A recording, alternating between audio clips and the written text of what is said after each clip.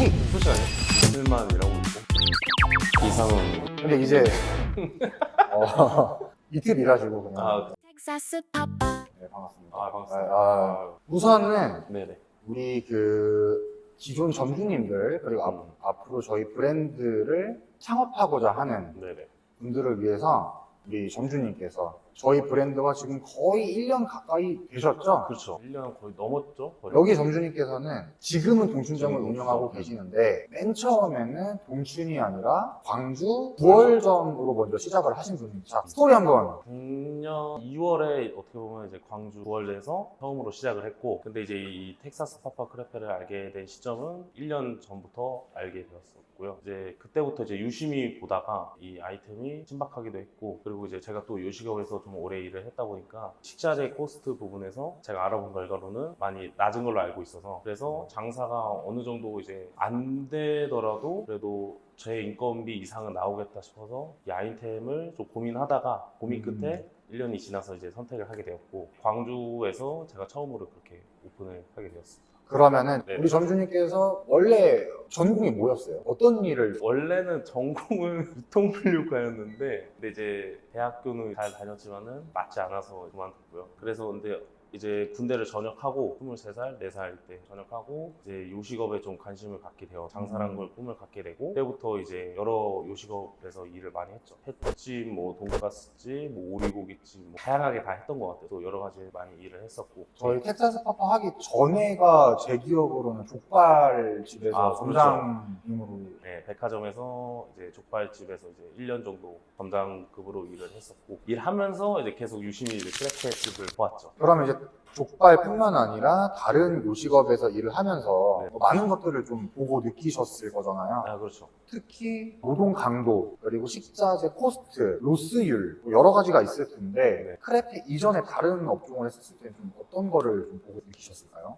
저는 일단은 이게 크레페집 일을 하면서 제일 메리트가 있다는 점은 노동 강도. 일단은 저로서는 더위를 많이 타는 사람이라 주방 화구도 없고, 그러니까 주방 그 시설이 따로 없어서 쾌적하게 땀을 안 흘리면서 일을 할 수 있는 게 제일 가장 좋은 메리트였고, 그리고 이제 뭐 로스유도 솔직히 다른 뭐 육류, 채소류보다는 과일류는 저한테는 좀 더 관리하기 좀 편했던 것 같아요. 아무튼 뭐 다른 요식업에 비해서는 여러 가지로 큰 메리트를. 그렇죠. 여러 가지 메리트가 있어요. 9월점 창업을 결심하고 이제 뭐 상가 매물 알아봤을 때 제 기억으로는 이제 원래 기존의 카페를 그대로 이제 소액 권리금을 주고 양도양수를 해서 창업 비용을 상당히 다운을 쳤던 걸로 기억을 하는데, 그 당시 때 한 가맹 교육비부터 해서 인테리어 이것저것 다 합해서 한 얼마 정도 들었을까요?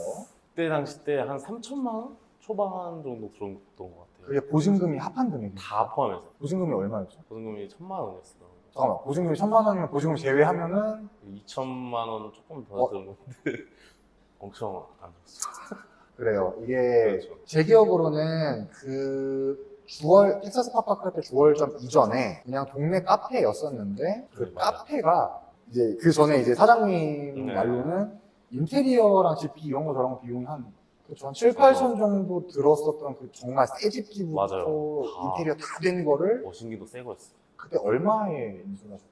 600만 원이나? 꿀매물이었지, 꿀매물. 그렇죠.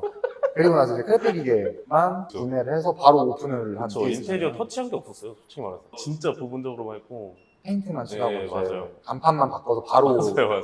런칭을 한 케이스인데, 그래도 뭐 본사가 이렇게 컨설팅을 해드리면서 창업 비용을 조금 잘 줄일 수 있게 도움을 좀 받았었을까요? 저 그때 당시 때는 아무리 경험을 쌓았다 하더라도 그 기존에 몰랐던 부분에 있어서 이제 본사 어떻게 보면 이제 대표님한테 많이 여쭤봤고, 이제 본사에서도 이제 많이 알려줘가지고 직접 오셔서 교육도 다시 해주시고 그래가지고 이제 많이 도움을 받았던 것 같았어요. 그리고 이제 주월점을 오픈을 하고 나서 평균적인 매출이 한 얼마 정도, 그리고 순마진은 또 평균적으로 일단 최고 매출이 일단 딱 첫 달 2,800으로 알고 있고, 제일 또 이제 장사가 안 됐을 때는 한 1,000 초중반 정도 됐었고요. 근데 평균적으로 따지면 한 1,000 후반 정도 됐었던 것 같아요. 근데 마진율은 그래도 처음에는 마진율이 조금 떨어져도 이제 좀 3, 4개월 지나고 나서부터 순마진이 한 3, 40% 정도 남았던 것 같아요. 그게 결국에는 오픈하고 나서 3개월 동안 제가 항상 누누이 말씀드리는 네, 그 신규 배치. 그렇죠. 그때 얼마나 잘하느냐, 사장님이 이제 얼마나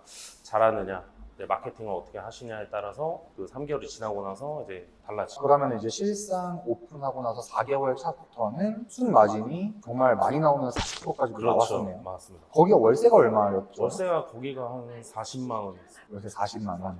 그러면 배달이랑 홀 비중이 몇 대 몇 정도였을까요? 거기는 일단 유동인구가 좀 없다 보니까 거의 한 9대1 정도 됐었어요. 9대 1 정도. 네. 그러면 실상 배달이 주였을 텐데 네네. 그럼에도 불구하고 3, 40%까지 마진율이 높을 수 있었던 이유가 어떤 이유라고 생각을 하세요? 본사에서도 많이 이렇게 도움을 주시는 것도 있고, 네, 제일 큰 거는 제 노력인 것 같습니다. 그쵸, 그쵸. 노력해서 많이 이룬 것 같습니다. 이게 사실은 점주님들의 역량도 그쵸. 중요하잖아요. 맞아요. 제일 처음에 저희 크레페를 먹고 매장을 방문하셨을 때 얼마나 저희가 손님들을 위해서 많은 이제 서비스와 응대나 퀄리티들이 높으면 계속해서 이제 재방문이 그렇죠. 높아지는 거잖아요. 맞습니다. 네. 그 당시 때 재주문, 재방문율은 좀 어땠을까요? 거의 최고까지 갔을 때가 25%였고요. 그리고 낮아도 20% 이상 됐습니다.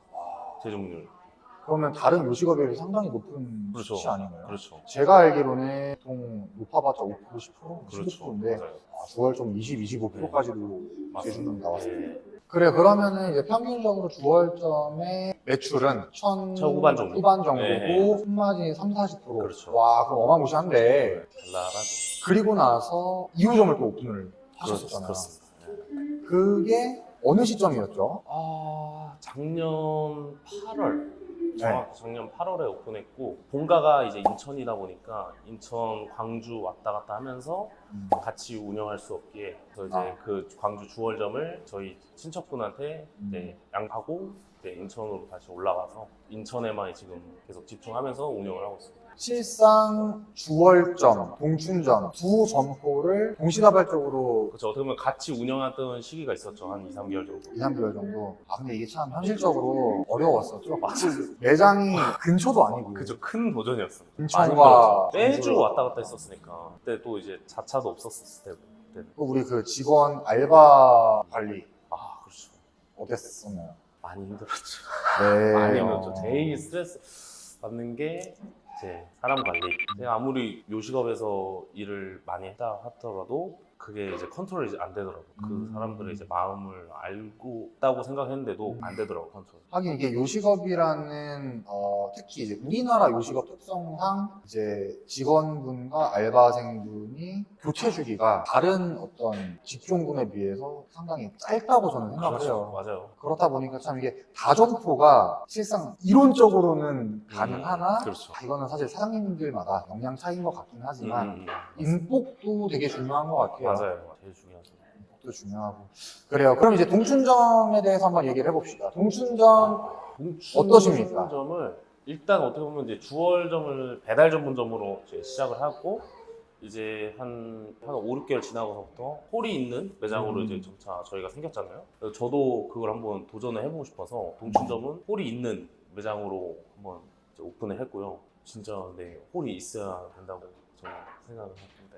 진짜 무조건 홀 있는 매장이에요. 평균적으로 지금 동춘점이 배달과 홀 비율이 몇 대 몇 정도가 될까요? 오픈 때는 거의 한 6대 4였는데 지금은 일단 7대 3. 7대 3 정도. 네. 근데 7대 3이어도 총 매출이 조금 그쵸. 총 마진율이 달라집니다.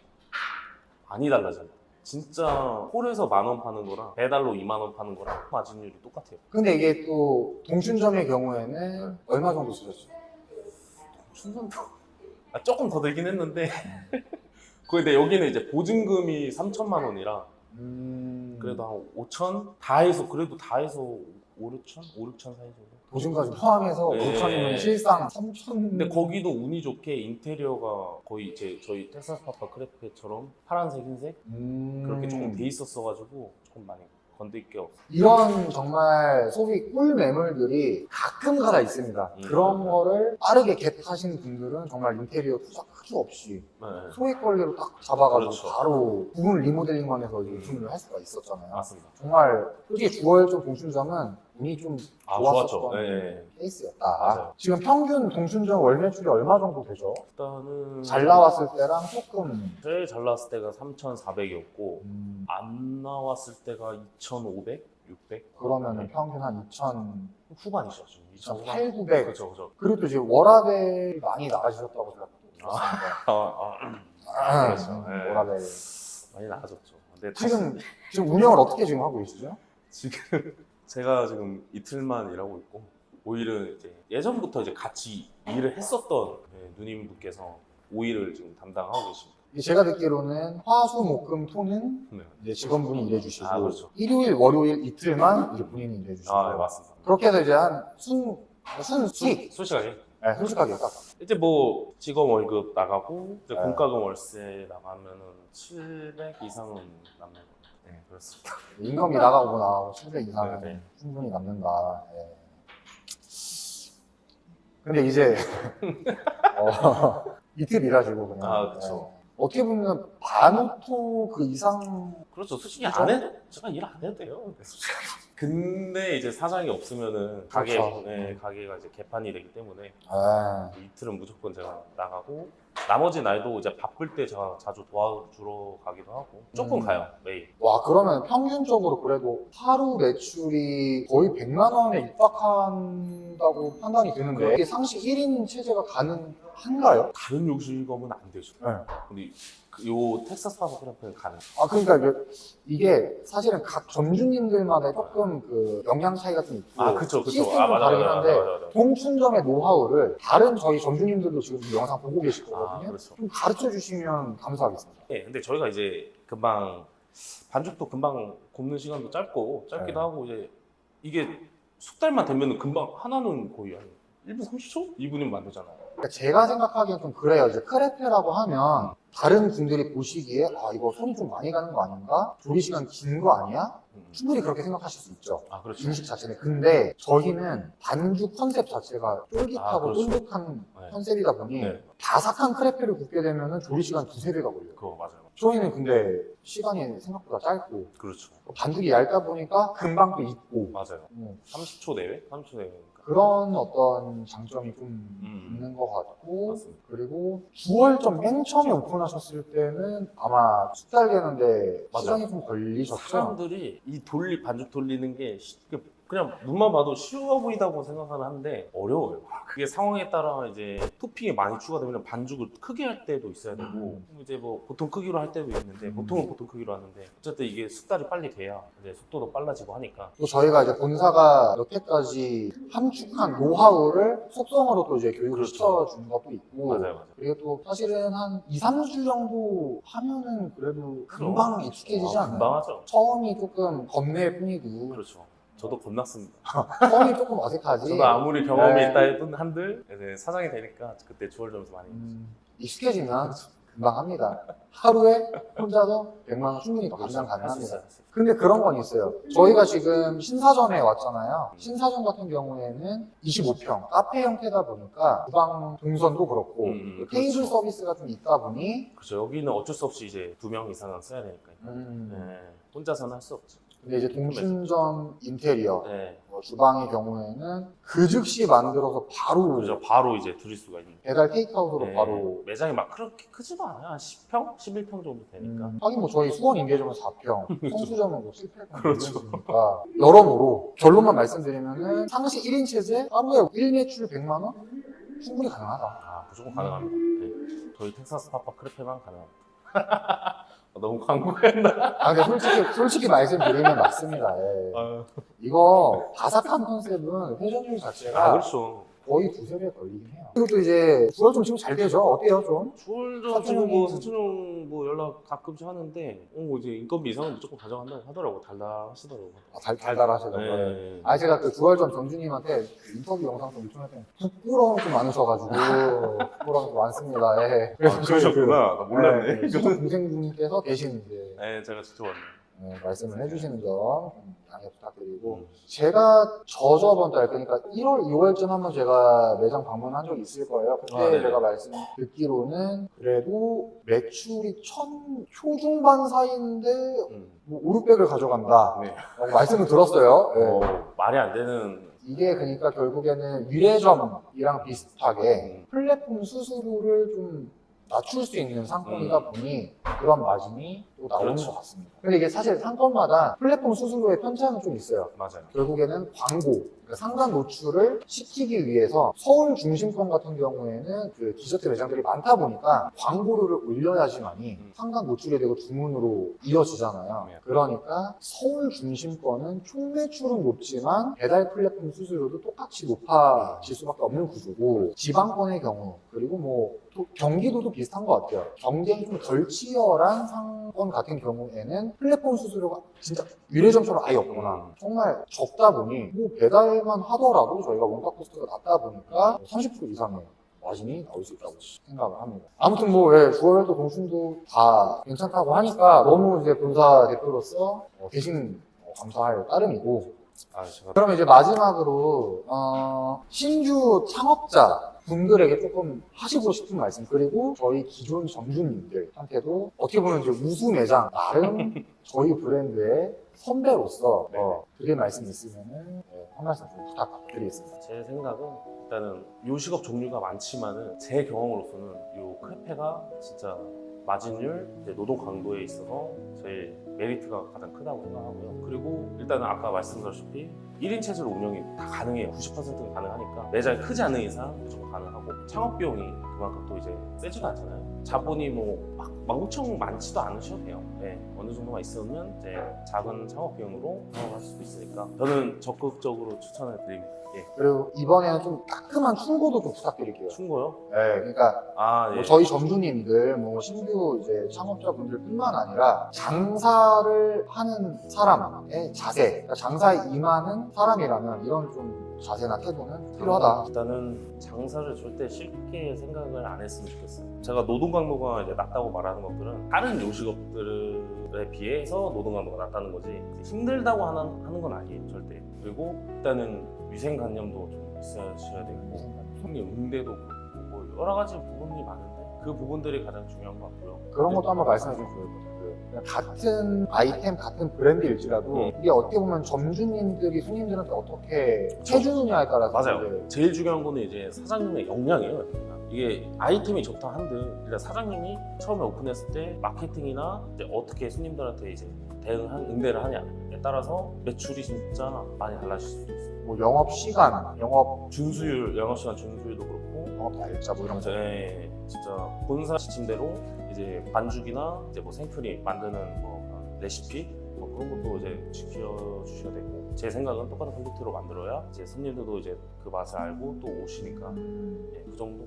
그리고 이제 점주님들은 그 얘기도 했으면 좋겠어요. 그러니까 어찌됐든 저희는 프랜차이즈고 음. 전바점 이슈가 나면 안 되잖아요. 그렇죠. 물론 상권마다의 차이점은 있겠지만 뭐랄까 나만 아니면 돼라는 것보다는 우리는 하나의 팀이다. 그렇죠. 어쨌든 간에 본사가 이제 지침을 내려주면은 다 같이 그거를 준수할 수 있도록 합니다. 일단은 저희는 프랜차이즈 때문에 개인 사장이 아니잖아요. 본사에서 알려준 지침이나 이제 공지를 꼭 따라주시는 게 맞다고 생각을 해요. 그런 사람들이 왔으면 좋겠고, 그리고 무조건 이 아이템이 이제 좋다고 해서 장사가 무조건 잘 되는 건 아니에요. 진짜 사장님의 역량, 그리고 상권을 어디로 들어가냐에 따라서 진짜 매출이 많이 달라질 수도 있기 때문에. 아무튼 인터뷰 응해주셔서 예. 너무 감사드리고 이제 다음번에는 저희가 동춘점을 한번 그렇습니다. 찾아뵙겠습니다. 다음에는 좀 멋진 모습으로 또 인터뷰 촬영하겠습니다. 알겠습니다. 오늘 수고 많으셨습니다. 감사합니다. 감사합니다. 텍사스 파파